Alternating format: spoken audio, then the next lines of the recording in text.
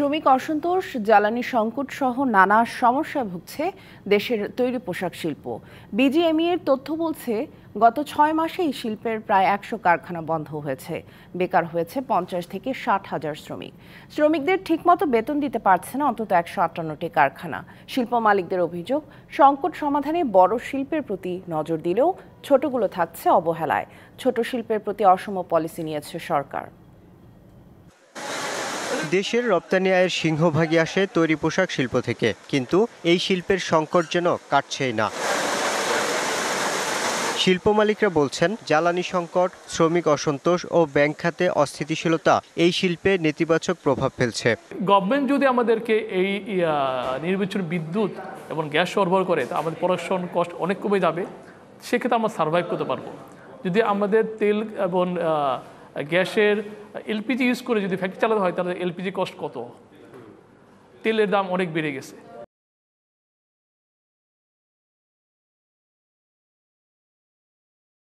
তা আমাদের সার্ভাইভ করা খুব ডিফিকাল্ট। বিজিএমইএর তথ্য বলছে, নানা সংকটে গত ৬ মাসে বন্ধ হয়েছে প্রায় ১০০ কারখানা। ইন্ডিভিজুয়াল ফ্যাক্টরিগুলো কিন্তু আসলে খুব খারাপ অবস্থা আছে।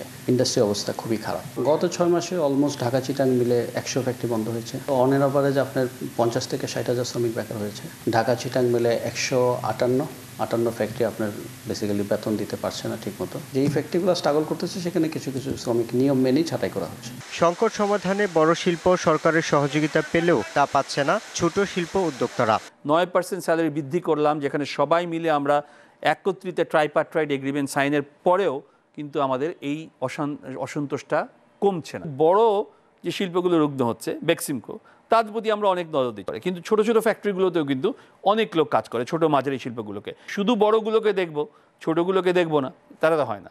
এটা অসম পলিসি একটা। সংকটের কারণে দেশের পোশাক শিল্পের ক্রয়াদেশ অন্য দেশে চলে যাচ্ছে বলেও জানান শিল্প মালিকরা। বায়াররা কিন্তু ইন্টারেস্টেড, তারা কিন্তু বিভিন্ন দেশে যাচ্ছে, তারা চেষ্টা করছে। আপনি যদি দেখেন, শ্রীলঙ্কা, ভারত, পাকিস্তান, 3টি দেশেই কিন্তু অর্ডারের পরিমাণ বেড়েছে। Yusuf Rana, DBC news, Dhaka.